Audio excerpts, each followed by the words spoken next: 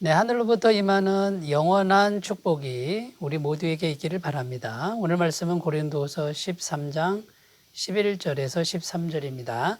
마지막으로 말하노니 형제들아 기뻐하라 온전하게 되며 위로를 받으며 마음을 같이하며 평안할지어다. 또 사랑과 평강의 하나님이 너희와 함께 계시리라. 거룩하게 입맞춤으로 서로 문안하라. 모든 성도가 너희에게 문안하느니라. 주 예수 그리스도의 은혜와 하나님의 사랑과 성령의 교통하심이 너희 무리와 함께 있을지어다. 아멘. 고린도후서 13장의 마지막 부분입니다. 여기는 인사말과 축도, 축복 기도로 이루어져 있습니다. 인사말을 보면 서로 연합하라, 서로 하나가 되라 이런 내용이죠. 왜 이런 인사말을 할까요? 고린도 교회 내에 파당이 심했습니다. 여러 파로 나뉘어서 갈려져 있는 것이죠. 또 거짓 교사들이 들어와서 교회를 분열시켜 놓은 상태이기 때문에 사도 바울은 그것을 염두에 두고 서로 연합하고 서로 하나가 되라 이렇게 인사말을 하고 있는 것입니다. 그리고 마지막 부분에 소위 말하는 축도라고 하는 축복 기도죠. 13절 말씀인데 주 예수 그리스도의 은혜와 하나님의 사랑과 성령의 교통하심이 너희 무리와 함께 있을지어다. 자, 이 말씀인데요. 우리가 예배 마칠 때 목사님이 마지막 축도하는 내용이죠. 성도님들, 예배 드리러 온 성도님들에게 주의 종이 축복 기도하는 그런 내용으로 말씀을 마무리하고 있습니다. 자, 그래서 오늘 우리가 생각해 볼 주제는 이 축도에 대한 겁니다. 축복 기도에 대한 것을 우리가 좀 같이 생각해 봤으면 좋겠는데요. 이 축복 기도에 담긴 영적인 의미, 굉장히 풍성한 의미가 담겨져 있습니다. 그것을 우리가 좀 살펴보고 같이 은혜를 받는 귀한 시간이 되었으면 좋겠습니다. 자, 축도의 목표. 축복 기도의 목표는 내적인 성숙함이다. 이게 첫 번째 의미가 되겠습니다. 축복 기도를 왜 하느냐? 내적인 성숙함을 위해서 하는 것이다. 라는 것입니다. 자, 11절 말씀에 보면요. 마지막으로 말하노니 형제들아 기뻐하라 온전하게 되며. 자, 이렇게 말씀하고 있는데 인사말이든 축복 기도든 바울이 어쨌든 하나님 앞에 소원을 아뢰는 겁니다. 간절히 복을 비는 것이죠. 그래서 그 목표가 뭐냐면 온전하게 되며 이렇게 되어 있는데 이것은 외적인 부분을 말하는 게 아니라 내면 상태가 온전한 상태가 되는 것, 이것을 말하고 있습니다. 그러면 내면 상태가 온전하게 되는 것은 어떤 것일까요? 한마디로 얘기하면 예수 그리스도의 마음으로 자라나는 것, 이것이 내적인 온전함의 상태라고 할 수 있습니다. 에베소서 4장 13절에 보면 우리가 다 하나님의 아들을 믿는 것과 아는 일에 하나가 되어 온전한 사람을 이루어 그리스도의 장성한 분량이 충만한 데까지 이르리니 이렇게 기록하죠. 하나님의 아들 예수 그리스도를 더 많이 알아가는 것, 더 알아가서 그리스도의 장성한 분량, 결국 그리스도의 마음에까지 자라나게 하는 것이 온전하게 된다. 이런 의미가 되겠습니다. 베드로서 3장 18절 말씀에도 오직 우리 주 곧 예수 그리스도의 은혜와 저를 아는 지식에서 자라가라. 영광이 이제와 영원한 날까지 저에게 있을지어다. 베드로후서 말씀도 보면요. 예수 그리스도의 은혜와 예수 그리스도를 알아가는 지식으로 자라가라.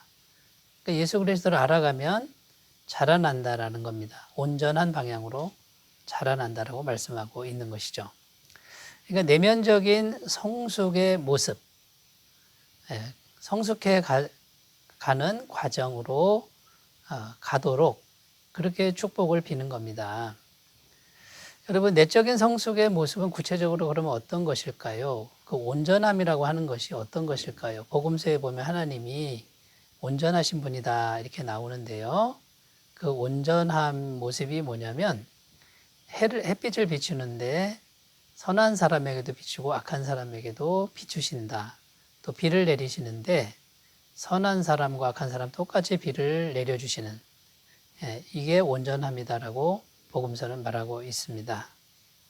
여러분, 어떻게 이렇게 할 수 있을까요? 이게 도대체 무슨 말일까요? 외부의 어떤 환경이나 또 내 밖에 있는, 내 옆에 있는 사람이 어떠하든지 상관없이 내 마음 속에는 온전한 선, 온전한 평강이 충만한 상태라는 것입니다. 이게 하나님의 모습이죠. 하나님은 우리가 죄인이든 아니든 거기에 흔들리지 않습니다. 줄어들거나 늘어나지도 않고 온전한 충만한 상태, 이게 하나님의 존재 양식이죠. 그러니까 여러분, 우리 마음 안에 온전해진다, 그 말은 하나님의 마음, 이런 충만한 마음으로 충만해져 가는 이런 모습을 구체적으로 말하고 있다는 것입니다.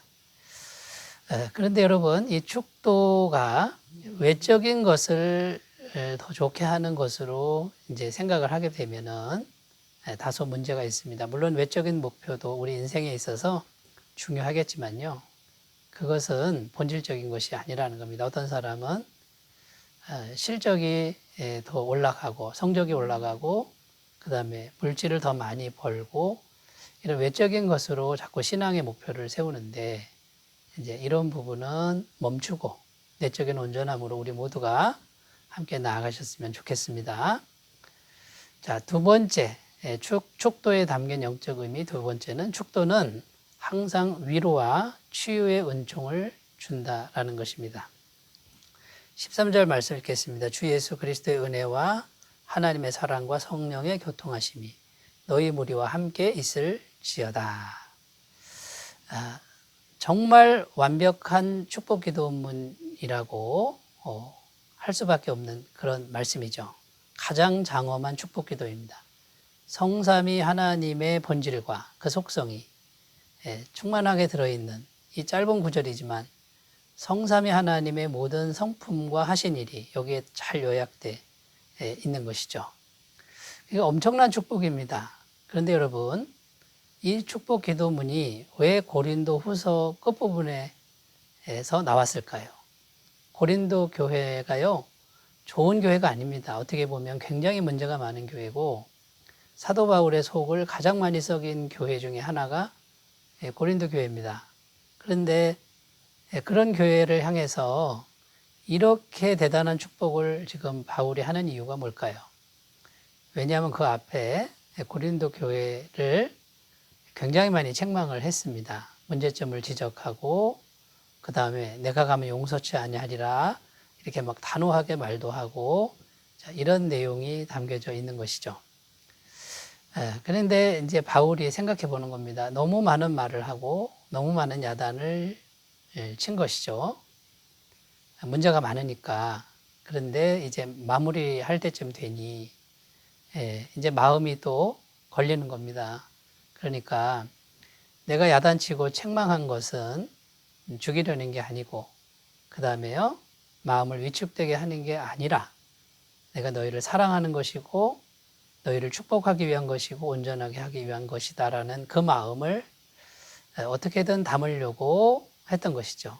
그래서 그것을 생각하다 보니 가장 장엄하고 가장 축복된 이 축복 기도가 나올 수밖에 없었다라는 것입니다.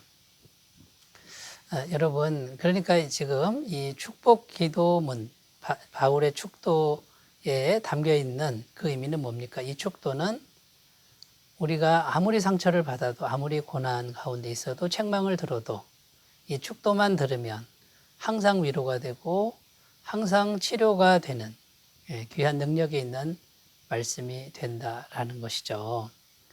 여러분, 그러므로 우리가 이 축도를 늘 기억하면서 하나님의 위로와 치유의 은총을 받아 누리셨으면 좋겠습니다. 자, 세 번째입니다. 세 번째, 축도에 담긴 영적 의미. 세 번째는 축도는 모든 문제를 주님의 은혜 안으로 가져오는 그런 은총을 주신다라는 것입니다. 역시 13절 말씀에 관련된 내용인데요. 자, 이 축복 기도에 성삼위 하나님의 사역이 들어 있습니다. 주 예수 그리스도의 은혜입니다. 자신의 전부를 죄인인 우리들에게 이미 다 주셨죠. 엄청난 은혜 아닙니까? 하나님의 사랑입니다. 영원한 사랑이고 절대로 포기하지 않는 사랑, 독생자까지 내주는 사랑이죠. 성령의 교통하심, 성령님은 우리와 교통하시면서 예수님 은혜와 하나님 사랑을 우리에게 실제로 가져다 주시는 분이죠. 여러분, 이 성삼위 하나님의 손 안에 모든 문제를 가져가는 겁니다. 우리가 아무리 노력하고 아무리 최선을 다해도 불가능하다라는 것이죠. 그러나 주 예수 그리스도의 은혜와 하나님 사랑과 성령님의 교통하심 안으로 들어가기만 하면 소망이 있고, 그것은 하나님의 손 안에 있으니 그것은 하나님의 손 안에서 반드시 아름답게 결론을 맺게 될 것입니다. 여러분, 그런데 여기서 우리가 꼭 기억해야 할 게 뭐냐면 예배입니다. 예배. 이 축도는요, 예배를 드리고 가는 성도들을 향해서 하나님이 축복 기도해라라고 명령하신 겁니다. 그러니까 선행 조건이 뭡니까? 예배를 꼭 드려야 됩니다. 예배를 드리지 않는 축도는 없다. 이렇게 보셔야 됩니다. 구약에서도요, 이스라엘 백성들이 성막에서, 회막에서 제사를 드리고 돌아갈 때 하나님께서 제사장들, 아론의 제사장들에게 이렇게 말씀하셨습니다. 민수기 6장 23절 27절입니다. 아론과 그의 아들들에게 말하여 이르기를 너희는 이스라엘 자손을 위하여 이렇게 축복하여 이르되 여호와는 내게 복을 주시고 너를 지키시기를 원하며 여호와는 그의 얼굴을 내게 비추사 은혜 베푸시기를 원하며 여호와는 그 얼굴을 내게로 향하여 드사 평강 주시기를 원하노라 할지니라. 그들은 이같이 내 이름으로 이스라엘 자손에게 축복할지니 내가 그들에게 복을 주리라. 자, 이스라엘 백성들을 마음껏 축복하라. 이것이 하나님의 명령입니다. 그런데 전제 조건이 무엇입니까?